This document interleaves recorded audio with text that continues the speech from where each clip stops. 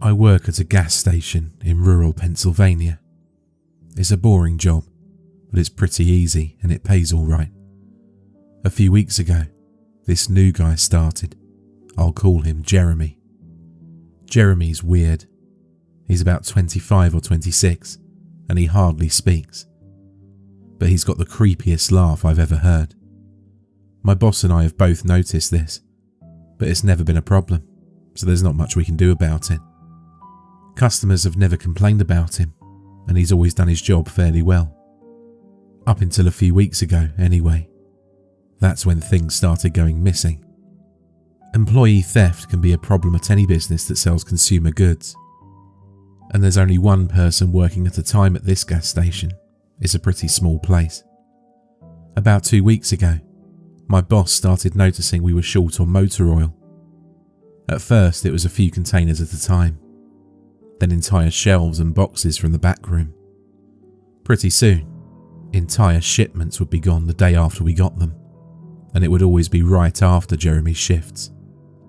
My boss has checked the security camera tapes from every single night he worked, but he could never catch him in the act. Jeremy would lock up at closing, and then the motor oil would be gone the next day. My boss usually takes the tapes home with him to try and catch Jeremy stealing, but his daughter had a softball game last night, so he asked me to watch the tape for him. He offered to pay me overtime, under the table, so obviously I took that offer. There are 3 cameras, so he gave me 3 different tapes to check. I figured it would be a long night, but I'm trying to save up for vacation, so I really needed the money. I took the tapes home, popped them in an old VCR, and sat back. 2 days ago, the last time he worked, Jeremy started at 4 p.m. Everything seemed pretty normal at first. He counted up his drawer, switched off with the girl who was working before him, and waited for a customer. The first person who came in was Mrs. Templeton. The timestamp on the video read 4:03. A regular. She picked up her cigarettes and a newspaper and paid with a 20. Nothing unusual there. The next customer was some local guy called Ron. He drives a motorcycle, usually comes in every few days. He filled up his tank, got a bag of beef jerky, paid with his credit card, and then left. Next was some guy with a cowboy hat. I'd never seen him before, but we got plenty of strangers passing through, just like at any gas station. He got $40 worth of diesel fuel, paid with a $100 bill, and went on his way. I sat back and sighed. The only thing more boring than doing this job is watching someone else do it.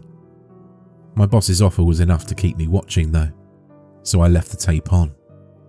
Everything seemed pretty normal. I had a feeling that if Jeremy was stealing motor oil, he knew we were suspicious of him by now. I didn't expect him to be dumb enough to let us catch him on camera. Things stayed boring and routine until about 5 o'clock. At 5:03, Mrs. Templeton came back in. She must have forgotten something. But she didn't. She bought the same pack of cigarettes as before, and the same newspaper. She paid with another 20. That's odd, I thought. But then again, she's a little absent-minded. I thought Jeremy should have told her she already got her smokes, but it's not against the rules to sell somebody the same thing twice. That's when Ron came in again. He bought another tank of gas, for his motorcycle again. I later checked the outdoor camera because I thought he maybe had another car he wanted to fill up. And the same pack of beef jerky. He paid with his credit card again. No big deal. I figured this was just a weird coincidence. Mrs. Templeton is forgetful, and Ron probably owns more than one Harley. That's when the guy in the cowboy hat came back in. I felt a chill run down my spine. Don't get diesel. Don't get diesel. I found myself whispering to my empty living room. But he did. He got $40 worth of diesel fuel and paid with another $100 bill. Every move he made was identical to his first visit, right down to the way he scratched his nose before he walked out. Either this guy is rich, owns a lot of trucks and just moved into town, or something really bizarre was happening. I kept watching. Every customer for the next hour was the same as before. Every single one. I was seriously freaked out. And then at 6:03, Mrs. Templeton walked back in. She bought her cigarettes and newspaper and paid with a 20 again. I thought I was going to lose it. I only watched another half hour before I started fast forwarding through the rest. It was all the same. Every customer would come in at the exact same times, exactly 1 hour apart. Now I know what you're thinking. That sneaky weirdo Jeremy had messed with the tapes. He'd run a loop of his first hour of business over and over. That wasn't the case. There are windows around the cash register area that the camera covers, and I watched the sunlight fade as time ran on. Jeremy's routine didn't loop over. He swept, mopped, restocked, and did all of his duties exactly how you would expect. But the same customers kept coming in. I was panicking at this point. Something was seriously wrong with what I was seeing, and I had no explanation for it. I skipped ahead to when he locked up and walked out to his car. He hadn't stolen anything, but I kept watching, just to make sure. I fast forwarded one last time, to about midnight. At exactly 12:03, out of nowhere, Jeremy's face pops up on camera. I don't mean he moved his head into view. I mean that 1 second, the store was empty, and the next, his face was all I could see. He wasn't looking at the camera. He was looking at me. I was sure of it. I screamed and fumbled for the remote. By the time I grabbed it, he was gone, just as soon as he had left. One frame he was there, and the next he wasn't. My hands were shaking like crazy, but I popped in another tape. The other indoor camera shows the back area, by the cash register, and I'd be able to see how he got up to put his face in the camera like that. I skipped ahead to 12:03, but there was nothing. I would have been able to see him standing on a chair or something on this tape, but he wasn't there. I didn't see him enter the store at all after he left. It's like he wasn't really there. He doesn't know the security code, and no alarms were triggered that night after he locked up. What I did see, however, was that at 12:03, the motor oil vanished off the shelf. All of it. Same as Jeremy's face. 1 second it was there, and the next it wasn't. I turned that tape off and went to bed, but I didn't get a wink of sleep. My body is exhausted right now, but my mind is racing. That tape was undoubtedly the creepiest, most disturbing thing I've ever seen in my life. I work in a few hours.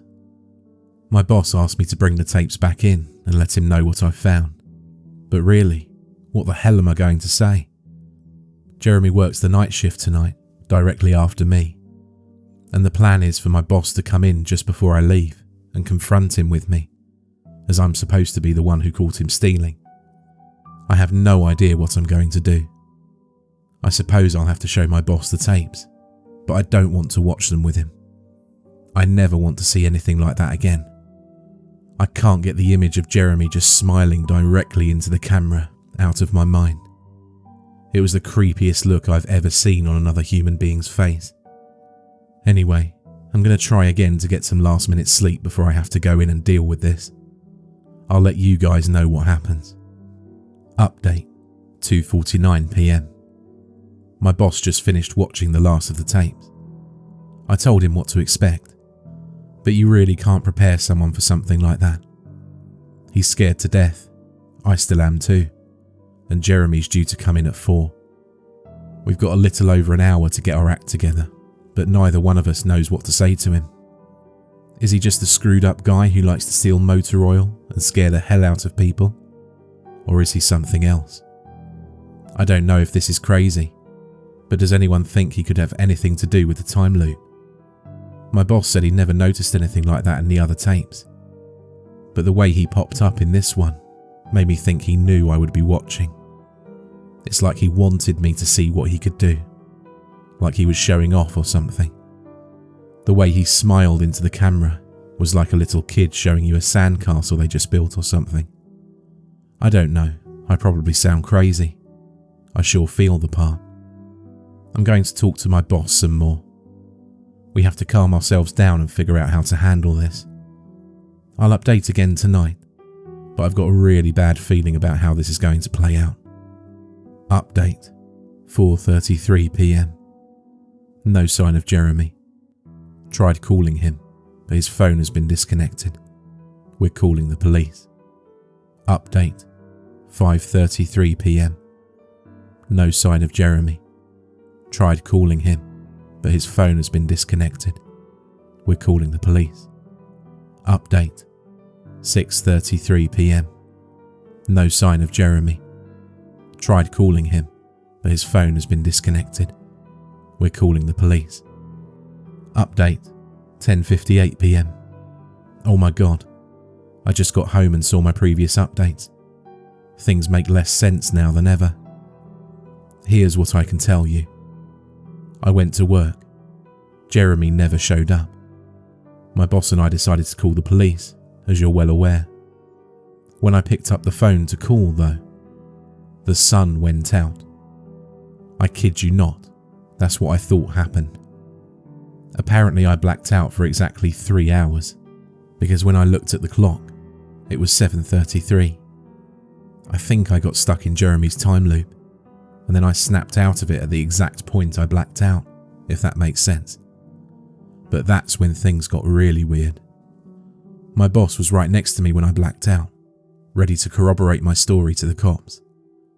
When I came to, the phone was in my hand, but it was dead. Not even a dial tone. My boss was still right there, but he wasn't moving. He was standing up, but frozen. I looked at the clock again, and it wasn't moving. The second hand was stuck on the 12. It was 7:33 exactly. The clock on the register wasn't moving either. My phone was frozen. There was even a customer at the register, waiting for my boss to get him cigarettes. I'm betting that would have been his 5th pack of the day. I got the hell out of there. Didn't lock up, didn't turn the lights out, and sorry guys, I didn't grab the security tapes to upload on the internet. Believe me, that was the last thing on my mind. The gas station is on a major highway, and cars were parked all along it, except they weren't parked. They were frozen. The people inside were sitting still as wax statues. I got in my car and prayed it would start. Thankfully it did. About halfway home, time started up again. The static from the radio turned into music, like it's supposed to be. And from what I could tell by listening to the host talk in between songs, no one noticed the time freeze, or whatever it was. I was the only one. Well, I'm sure Jeremy noticed as well. I still have no clue where he is or what he's doing. I'm hiding in my room and calling the police again in the morning. I don't know if I ever got through to them before, or if I did, whether they took me seriously. I'm scared for my life at this point. I'll update tomorrow, if I can. Final update, 10:33 a.m. I finally fell asleep last night around 4. I have no idea how I did that. I guess exhaustion finally got the best of me. This morning, I woke up to my phone ringing. It was my boss. He'd been calling me since about 6. He woke up when time turned back on last night and immediately called the cops. They came by to see what was wrong, and he told them everything. The police around here are all small-time guys. They were more concerned with the missing motor oil than anything, but my boss figured he would take it as long as he had their attention. They decided to go looking for Jeremy. We keep all our employees' applications on file, and since Jeremy just started working here, his was easy to find. They checked the address on it and headed over to his house. You're not going to believe what they found. The address Jeremy listed on his application was an empty lot, or at least now it is. There used to be a house there, but it burned down in 1993. Being a small town, almost everyone remembers that fire. A family of 4 used to live there way back when. Rumour has it that they had an estranged son, who they never really talked about, but I can't say for sure if that's true.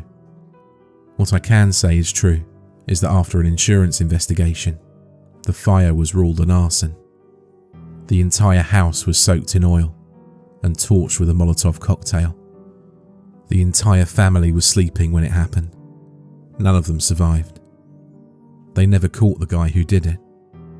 Rumour has it that when they tried to contact the estranged son, no one could find him. Anyway, my boss called and told me this, and I freaked out. Then he asked me to come to the gas station. "What are you, crazy?" I said, but he assured me that the cops were there with him. Then he dropped a bomb. The FBI were also in town, and they were going to talk to me one way or another, so I might as well come in. It was about 7:15, and I wanted to go back to bed, but I figured I wouldn't be able to sleep much more anyway, so I went down. 4 men in suits greeted me and told me to have a seat. We went over everything 2 or 3 times until they got all the details down. I told them about Jeremy, the security tape, last night at work, everything. Finally, after I finished, one of the agents said, "Oh Christ, we've got another one on our hands." Then they made me sign a bunch of papers saying I wouldn't tell anyone, so I can't say much more. I might be breaking the law just by saying this. So now I'm home. I'm not sure what to do with myself. That agent's words when I told him the story are going to haunt me for the rest of my life. Anyway, I have to go. I have some errands to run today, and then I have to go into work to pick up some tapes. My boss and I think this new guy, Jeremy, he's a complete creep. He's stealing motor oil, and I have to watch the security footage to see if I can catch him doing it. I've got better things to do, but my boss is paying me overtime, under the table, and I'm trying to save up for vacation so I could really use the money. It should be pretty simple. The oil always goes missing right after his shifts. I figure I'll just watch the tapes, catch him in the act, and that will be that.